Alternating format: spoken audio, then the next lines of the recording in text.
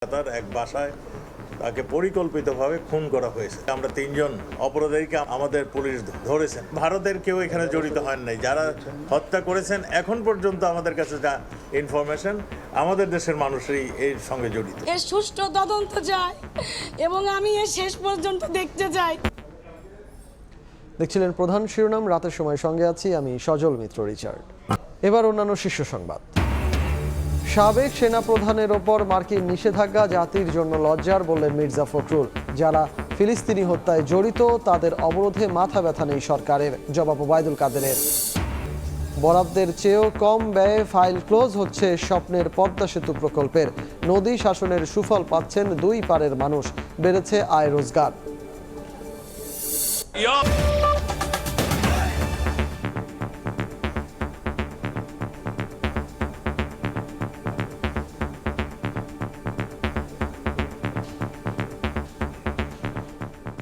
এদিকে আনোয়ারুল আজিম আনারকে পরিকল্পিতভাবে খুন করা হয়েছে বলে জানিয়েছেন স্বরাষ্ট্রমন্ত্রী আসাদুজ্জামান খান কামাল। এতে বাংলাদেশিরাই জড়িত বলেও জানান তিনি। এদিকে বাবা হত্যার রহস্য উদ্ঘাটনে সুষ্ঠু তদন্ত চেয়ে প্রধানমন্ত্রীর হস্তক্ষেপ কামনা করেছেন মেয়ে মুমতারিন ফেরদৌস ডরিন। রাজধানীর শেরেবাংলা নগর থানায় অপহরণ মামলা করেছেন তিনি। আনোয়ারুল আজিম আনারের মৃত্যুতে শোক জানিয়েছেন প্রধানমন্ত্রী শেখ হাসিনা। আজকে আমি এতিম হয়ে গেছি, জানো আমার বাবার হত্যার আমি বিচার পাই। কারা করেছে, কেন করেছে, এর সুষ্ঠু তদন্ত চাই। ডিবি প্রধান বলেন, আনোয়ারুল আজিম আনারের মৃত্যু রহস্য উদ্ঘাটনে ভারতীয় পুলিশের সঙ্গে বাংলাদেশের পুলিশ একসঙ্গে কাজ করছে। তাদের কর্মকর্তা, আমাদের তদন্তকারী কর্মকর্তারা কিন্তু কাজ করেছেন এবং নিবিড়ভাবে আমরা ইন্ডিয়ান পুলিশের সাথে কাজ করছি। কয়েকজনকে আইনের আওতায় নিয়ে আসছি, বাকি যারা রয়েছে প্রত্যেককে আমরা আইনের আওতায় নিয়ে আসবো এবং বিচারের মুখোমুখি আমরা দাঁড় করাবো। আর্থিক অথবা কোনো এলাকার দুর্বৃত্তায়নদেরকে দমন করার ফলে এরকম কোনো ঘটনা সবকিছুই আমরা তদন্তের আওতায় নিয়ে আসছি। এর আগে স্বরাষ্ট্রমন্ত্রী আসাদুজ্জামান খান কামাল ধানমন্ডির বাসায় এক ব্রিফিংয়ে সংসদ সদস্য আনোয়ারুল আজিম আনারের মৃত্যুর খবর নিশ্চিত করে বলেন, তাকে পরিকল্পিতভাবে খুন করা হয়েছে। এরই মধ্যে তিনজনকে গ্রেপ্তার করার কথা জানিয়ে বলেন, এ ঘটনায় ভারতের কেউ জড়িত নয়, হত্যার সঙ্গে জড়িতরা সবাই বাংলাদেশি। তিনি খুন হয়েছেন কলকাতার এক বাসায়, তাকে পরিকল্পিতভাবে খুন করা হয়েছে। যারা খুন করেছেন কিংবা খুনের সঙ্গে সম্পৃক্ত ছিলেন তাদের মধ্যে থেকে আমরা তিনজন অপরাধীকে আমাদের পুলিশ ধরেছেন। তাদের জিজ্ঞাসাবাদ চলছে, তদন্ত চলছে। ভারতীয় পুলিশ আমাদেরকে সর্ব ধরনের সহযোগিতা করছে। ভারতের কেউ এখানে জড়িত হন নাই। যারা হত্যা করেছেন এখন পর্যন্ত আমাদের কাছে যা ইনফরমেশন, আমাদের দেশের মানুষই এর সঙ্গে জড়িত। এদিকে আনোয়ারুল আজিম আনারের মৃত্যুতে শোক জানিয়েছেন প্রধানমন্ত্রী শেখ হাসিনা। প্রসূন আশিস, সময় সংবাদ, ঢাকা।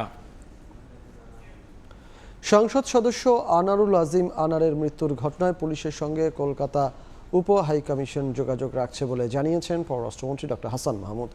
সকালে ঢাকা বিশ্ববিদ্যালয়ে এক অনুষ্ঠান শেষে সাংবাদিকদের প্রশ্নের জবাবে একথা বলেন তিনি। আমরা আমাদের মিশনের মাধ্যমে খোঁজ রাখছি এবং মিশন কলকাতা পুলিশের সাথে নিয়মিত যোগাযোগ রাখছে। আমাদের হ্যান্ড থেকে স্বরাষ্ট্র মন্ত্রণালয়ের মাধ্যমে যোগাযোগ রাখা হয়েছে। স্বরাষ্ট্রমন্ত্রী মহোদয় বলেছেন এটি একটি পরিকল্পিত হত্যাকাণ্ড, সুতরাং এখানে এটি দুই রাষ্ট্রের বিষয় নয়। না দেখে আমি একটা ডয়েচে ভেলের একটা চ্যানেলের একটা ডকুমেন্টারির উপর আমি মন্তব্য করতে চাই না। ইউএস যে ডিপার্টমেন্ট থেকে বা যে আইনের অধীনে তার উপর ভিসা রেস্ট্রিকশন দেওয়া হয়েছে সেটা তো দুর্নীতির কারণে, পার্সোনাল দায়, এটা তো কোনো ইনস্টিটিউশনাল কোনো বিষয় নয়। সাবেক সেনাপ্রধানের ওপর মার্কিন নিষেধাজ্ঞা জাতির জন্য লজ্জার বলে মন্তব্য করেছেন বিএনপি মহাসচিব মির্জা ফখরুল ইসলাম আলমগীর। অন্যদিকে আওয়ামী লীগ সাধারণ সম্পাদক ওবায়দুল কাদের বলেছেন, যারা ফিলিস্তিনি হত্যায় জড়িত তাদের অবরোধে মাথা ব্যথা নেই সরকারের। ভারতে বাংলাদেশি এমপি খুন নিয়েও পাল্টাপাল্টি বক্তব্য দেন দুই নেতা। দুর্নীতির অভিযোগে সাবেক সেনাপ্রধান আজিজ আহমেদ ও তার পরিবারের উপর যুক্তরাষ্ট্রের নিষেধাজ্ঞা নিয়ে সরব বিএনপি। বুধবার দলের এক যৌথ সভা শেষে বিএনপির মহাসচিব মির্জা ফখরুল ইসলাম আলমগীর বলেন, আজিজের উপর নিষেধাজ্ঞা জাতির জন্য লজ্জার। ট্রাইবের উপর নিষেধাজ্ঞার পরও শিক্ষা নেয়নি সরকার। সাবেক সেনাপ্রধানকে আমেরিকা থেকে স্যাংশন দেওয়া হয়েছে, যেটা আমাদের জন্য, জাতির জন্য অত্যন্ত লজ্জাকর। দায়ীকে দায়ী সম্পূর্ণ হয় সরকার। কলকাতায় ঝিনাইদহের এমপি খুনের বিষয়ে মির্জা ফখরুলের মন্তব্য হলো, বন্ধু রাষ্ট্রেও নিরাপদ নয় আওয়ামী লীগ এমপি। সদস্য বিদেশে গিয়ে নিখোঁজ হয়ে গেলেন, তার কোনো খবর তারা দিতে পারলেন না পারলেন বাংলাদেশ সরকার, না পারলেন বন্ধু রাষ্ট্র তাদের ভারত। এদিকে একই দিন বিকেলে রাজধানীর বঙ্গবন্ধু অ্যাভিনিউতে আয়োজিত আলোচনা সভায় অংশ নিয়ে ওবায়দুল কাদের বলেন, যারা ফিলিস্তিনে গণহত্যায় সমর্থন দেয় তাদের নিষেধাজ্ঞায় বিচলিত নয় সরকার। যারা গাজার গণহত্যাকে এবং গণহত্যা যারা ঘটাচ্ছে তাদের নিষ্ঠুর বর্বরোচিত ভূমিকাকে যারা গণহত্যা বলতে চায় না, তারা কোথায় কাকে নিষেধাজ্ঞা দিল সেটা নিয়ে আমাদের কোনো মাথা ব্যথা। এমপি খুনের বিষয়ে মির্জা ফখরুল ভারতকে জড়িয়ে যা বলছেন তার সমীচীন নয় বলেও মন্তব্য করেন আওয়ামী লীগ সাধারণ সম্পাদক। ফখরুল সাহেব বলছেন বন্ধু রাষ্ট্রে গিয়ে নিরাপদ থাকে না, কিন্তু বন্ধু আপনাদের যদি শত্রু রাষ্ট্র হয় তো সেখানে সালাউদ্দিন আপনাদের এমপি এতদিন নিরাপদে কেমন করে আছে? খুনের ঘটনায় কারা জড়িত তা অবিলম্বে উন্মোচিত হবে এমন আশা আওয়ামী লীগ সাধারণ সম্পাদক ওবায়দুল কাদেরের। নিরাপত্তার ব্যাপারটা তখনই। হাতিকুর রহমান তামাল, সময় সংবাদ, ঢাকা। নির্ধারিত ৩২,০০০ কোটি টাকার মধ্যেই শেষ হচ্ছে পদ্মা সেতুর প্রকল্প। আসছে জুনেই বন্ধ হচ্ছে বাঙালির স্বপ্নের এই প্রকল্পের ফাইল। কর্তৃপক্ষ বলছে, নদী শাসনের ঠিকাদার প্রতিষ্ঠানকে সব শেষ কিস্তি শোধ করলেও ব্যয় নির্ধারিত বাজেটের মধ্যেই থাকবে। আক্কাস আলীর এই চওড়া হাসি যেন দিন বদলের এক ছোট্ট গল্প। বয়স ৫০ পেরিয়েছে, পদ্মাপাড়ি জন্ম, বেড়ে ওঠাও এই প্রমত্তার স্রোতে। তবে গত ২ বছরে অনেক বদলেছে তার যাপিত জীবন।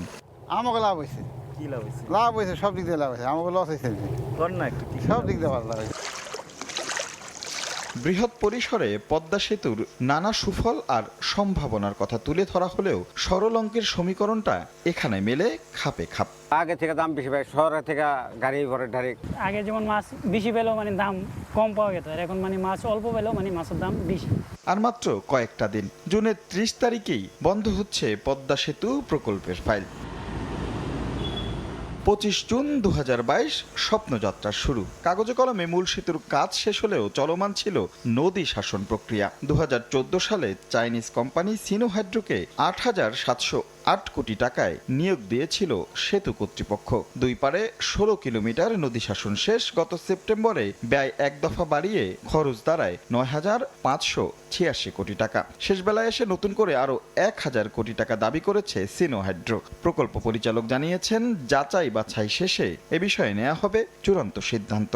দে have the every right to claim. এই ক্লেমটা জাস্টিফাই করবে, আমাদের তো এক্সপার্ট আছে, তারা জাস্টিফাই না করা পর্যন্ত আমরা এখনো এটার কাছে আসতে পারিনি। এটা আবার আমার অথরিটিরা যেতে হবে।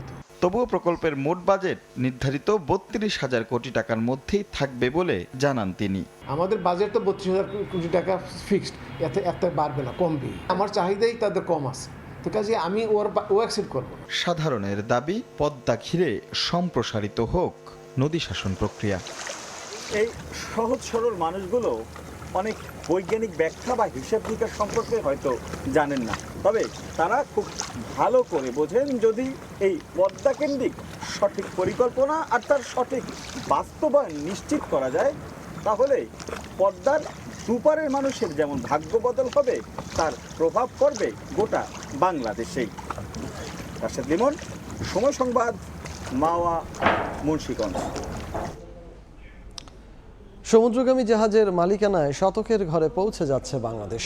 আর এই ১০০ নম্বর জাহাজ রেজিস্ট্রেশনের জন্য আবেদন করে অনুমোদনের অপেক্ষায় আছে বসুন্ধরা, মেঘনা, ভ্যানগার্ড এবং SR শিপিংয়ের মতো বড় 4টি শিল্প প্রতিষ্ঠান। এর মধ্য দিয়েই বিশ্ব নৌ বাণিজ্যে নিজেদের অবস্থান সুসংহত করছে বাংলাদেশ। বিস্তারিত জানাচ্ছেন কমল দে। চট্টগ্রাম বন্দরের জেবিসিতে অবস্থানরত 4টি জাহাজের মধ্যে অবাক করা বিষয় হলো 2টি জাহাজ বাংলাদেশি মালিকানাধীন।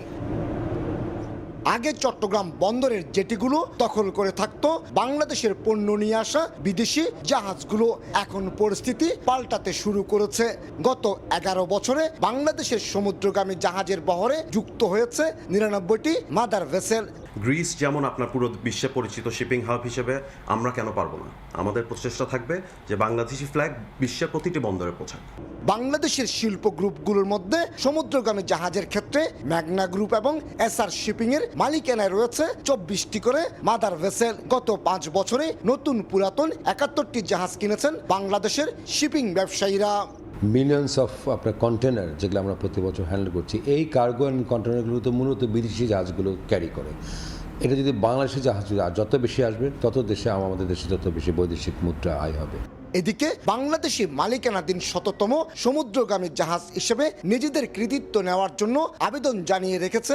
প্রায় সব কোম্পানি এখন জাহাজ ক্রয় করছে এবং জাহাজ বিজনেসে আরও জাহাজ ফ্লিট বাড়াচ্ছে। বাংলাদেশি মালিকানাধীন এসব জাহাজে সর্বমোট বিনিয়োগ রয়েছে 18 বিলিয়ন মার্কিন ডলার, আর তাতে বছরে বাংলাদেশে আসছে আয় হিসাবে 6 বিলিয়ন মার্কিন ডলার। আগামী কয়েক বছরের মধ্যে এই আয় অন্তত 10 বিলিয়ন ডলার ছাড়িয়ে যাবে, এমনটি বলছেন জাহাজ ব্যবসায়ীরা। চট্টগ্রাম বন্দর থেকে কমল দে, সময় সংবাদ। দক্ষিণ পশ্চিম বঙ্গোপসাগরে সৃষ্টি হওয়া লঘুচাপ আগামী 26 মে ঘূর্ণিঝড়ে রূপ নিতে পারে। বাংলাদেশ ও মিয়ানমারের উপকূলে এ ঝড় আঘাত হানলে ঘূর্ণিঝড়টির নাম হবে রেমাল। দুপুরে একথা জানিয়েছে আবহাওয়া অধিদপ্তর। দক্ষিণ পশ্চিম বঙ্গোপসাগরে যেটা এতদিন ধরে আলোচনা চলছিল যে একটা লঘুচাপ সৃষ্টি হওয়ার সম্ভাবনা রয়েছে, সেটা আজকে থেকে এটা এরই মধ্যে লঘুচাপে পরিণত হয়েছে। শক্তিশালী হয়ে এটা সাইক্লোন পর্যন্ত রূপ নিতে পারে 26 তারিখের পরে। যেহেতু এটা যেদিক দিয়েই উঠুক, এটা ল্যান্ডে আঘাত হানার পরে বৃষ্টিপাত বৃদ্ধি পাবে। এটার দিক হচ্ছে অনেকটাই বাংলাদেশ এবং মিয়ানমার বা এই উপকূলে আছে। দক্ষিণ পশ্চিমাঞ্চলে খুলনা, যশোর এই সকল অঞ্চলে মৃদু তাপপ্রবাহ অব্যাহত আছে। বুদ্ধ পূর্ণিমা উপলক্ষে বৌদ্ধ ধর্মাবলম্বীদের সঙ্গে শুভেচ্ছা বিনিময় করেছেন রাষ্ট্রপতি মোহাম্মদ শাহাবুদ্দিন। দেশের বিভিন্ন স্থান থেকে আসা বৌদ্ধ ধর্মের অনুসারীরা সারিবদ্ধ হয়ে রাষ্ট্রপতির সঙ্গে শুভেচ্ছা বিনিময় করেন। বিকেলে বঙ্গভবনে শুভেচ্ছা বিনিময় অনুষ্ঠানে আয়োজন করা হয়। এ সময় বৌদ্ধ সম্প্রদায়ের বিশিষ্টজনরা ফুল দিয়ে শুভেচ্ছা জানান রাষ্ট্রপতিকে। এই আয়োজনে উপস্থিত ছিলেন ঢাকায় নিযুক্ত বিভিন্ন দেশের রাষ্ট্রদূতরাও। সংক্ষিপ্ত শুভেচ্ছা বক্তব্য দেন রাষ্ট্রপতি। এ সময় সমাজের সবাইকে একে অপরের পাশে দাঁড়ানোর আহ্বান জানান রাষ্ট্রপতি মোহাম্মদ শাহাবুদ্দিন।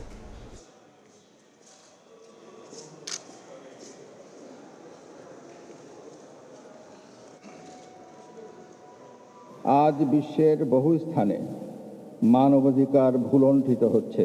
দেশে দেশে যুদ্ধবিগ্রহ বিশ্ব অর্থনীতিকে ভারসাম্যহীন করে তুলেছে। বাংলাদেশ সহ বিশ্বের বিভিন্ন দেশের আর্থ সামাজিক খাতেও এর নেতিবাচক প্রভাব পড়েছে। কঠিন এ সময়ে আমাদের একে অপরের পাশে দাঁড়াতে হবে। কেউ যেন উৎসবের আনন্দ থেকে বঞ্চিত না হয়, সেদিকে লক্ষ্য রাখতে হবে। এদেশে যা কিছু সাফল্য অর্জন তা সকলের। আসুন ভালো কাজের মাধ্যমে নিজেদেরকে দেশের যোগ্য নাগরিক হিসেবে গড়ে তুলি। আসছে বাজেটেও ঘাটতি মেটাতে থাকছে বিদেশি অর্থায়ন নির্ভরতা। যদিও একে ইতিবাচক বলছেন অর্থনীতিবিদরা। তাদের যুক্তি, এতে মিলবে কম সুদের ঋণ। এদিকে অভ্যন্তরীণ উৎসের ওপর থেকে সরকারি ঋণের চাপ কমিয়ে তা বেসরকারি খাতে বিনিয়োগের দাবি উদ্যোক্তাদের। ইয়ানুর সিফাতের রিপোর্ট। ছোট বড় মাঝারি নানা প্রকল্প হাতে নিয়ে এগিয়ে চলছে বাংলাদেশ। আর এসব কর্মকাণ্ড বাস্তবায়নে কোথা থেকে আসছে অর্থের যোগান তা নিশ্চিতে প্রতি বছরই বাজেটে থাকে বিশেষ পরিকল্পনা, পথ নকশা। এই যেমন প্রায় 8 লাখ কোটি টাকার যে বিশাল বাজেট আসতে যাচ্ছে আগামী অর্থ বছরের জন্য, সেখানে বড় অঙ্কের ঘাটতি মেটাতে ভরসা বিদেশি ঋণ। বার্ষিক উন্নয়ন কর্মসূচিতেও একই অবস্থা। আগামী অর্থ বছরের এডিপি ধরা হয়েছে 2,65,000 কোটি টাকা, যার 1 লাখ কোটি টাকাই আসবে বিদেশি ঋণ থেকে। বাজেট ঘাটতি মেটাতে বিদেশি ঋণ নির্ভরতা বৃদ্ধিকে ইতিবাচক হিসেবে দেখছেন অর্থনীতিবিদরা। আমাদের আরও অন্তত 2 থেকে 3 বছর এই ঋণগুলো নিতে হবে। বিদেশি অর্থায়নে হলেই ভালো, কারণ হলো যে দেশীয় অর্থনীতি যখন একটা প্রকল্প বাস্তবায়িত হয় তখন এই টাইমলাইনটা ঠিক থাকে না, তখন খরচ অনেক বেড়ে যায় এবং তখন কিন্তু দুর্নীতির অনেক সুযোগ তৈরি হয়। অভ্যন্তরীণ উৎস থেকে সরকারি ঋণের চাপ কমলে সেই সুযোগ যেন কাজে লাগাতে পারে বেসরকারি খাত, তা নিশ্চিতে সহায়ক মুদ্রানীতি কৌশল সাজানোর দাবি উদ্যোক্তাদের। সরকারি ঋণের পরিমাণ যদি বেড়ে যায় তখন একটা ক্রাউডিং আউট এফেক্ট হয়, যে বেসরকারি খাতে আসলে ঋণ প্রবাহ কমে যায়, ঋণের তারল্য কমে যায়। সংশ্লিষ্টরা বলছেন সরকারি প্রকল্পে অর্থায়নের উৎস যেমন গুরুত্বপূর্ণ, তেমনি গুরুত্বপূর্ণ প্রকল্প বাছাই করা ও তা সময়মতো শেষ করতে সুশাসন নিশ্চিত করা। ইয়ানুর শিফাত, সময় সংবাদ, ঢাকা। শুরু হয়েছে 2024 সালের হজের মৌসুম। সারা বিশ্ব থেকে লাখ লাখ মানুষ হজ আদায় করতে ছুটছেন সৌদি আরবের মক্কায়। হজ ও ওমরার সময় প্রচলিত কিছু আরবি পরিভাষার ব্যাপক ব্যবহার হয়। এই পরিভাষাগুলো জানা থাকলে হজ পালন সহজ হয়। মুফতি আব্দুল্লাহ তামিমের রিপোর্ট। ইসলামে নবম হিজরিতে হজের বিধান ফরজ হয়। হজের সময় ইহরাম পরিধান করা ফরজ। হজে ইহরাম ডান বগলের নিচ দিয়ে চাদরের প্রান্ত বাম কাঁধের উপর উঠিয়ে রাখাকে ইজতেবা বলা হয়। যে তাওয়াফের পর সাই আছে পুরুষের জন্য, সে তাওয়াফের প্রথম 3 চক্করে রমল করা সুন্নত। হজ বা উমরার তাওয়াফের সময় প্রথম 3 চক্কর ডান কাঁধ খোলা রেখে দ্রুততার সঙ্গে হাঁটতে হয়। এভাবে হেঁটে চলাকেই রমল বলা হয়। মিকাতের বাইরের লোকেরা যখন হজ বা উমরার উদ্দেশ্যে কাবা শরীফে আসেন তখন তাদের কাবার সম্মানে তাওয়াফে কুদুম করা সুন্নাহ। আর 10 জিলহজ কোরবানি ও হলক কসরের পর থেকে 12 জিলহজের মধ্যে কাবা শরীফের তাওয়াফ করাকে তাওয়াফে জিয়ারা বলে। এই তাওয়াফ ফরজ। সাফা ও মারওয়া পাহাড়ের মাঝখানে 7 বার যাওয়া আসা করাকে সাই বলে। হজ বা উমরার কাজ সম্পন্ন হলে মাথার চুল কামাতে বা ছোট করতে হয়। 9 জিলহজ ফজর থেকে 13 জিলহজ আসর পর্যন্ত 5 দিন হলো আইয়ামে তাশরিক। এই দিনগুলোতে প্রত্যেক ফরজ নামাজের পর আল্লাহু আকবার, আল্লাহু আকবার, লা ইলাহা ইল্লাল্লাহু, আল্লাহু আকবার, আল্লাহু আকবার, ওয়ালিল্লাহিল হামদ তাকবীর পাঠ করতে হয়। মুফতি আব্দুল্লাহ তামিম, সময় সংবাদ। এ পর্যায়ে শীর্ষ সংবাদগুলো জানিয়ে দিচ্ছি আরেকবার। সাবেক সেনাপ্রধানের ওপর মার্কিন নিষেধাজ্ঞা জাতির জন্য লজ্জার, বললেন মির্জা ফখরুল। যারা ফিলিস্তিনি হত্যায় জড়িত তাদের অবরোধে মাথা ব্যথা নেই সরকারের, জবাব ওবায়দুল কাদেরের। এই ছিল রাতের সময়ে, এরপর দেখবেন সম্পাদকীয়। সঙ্গে থাকুন সময়ের।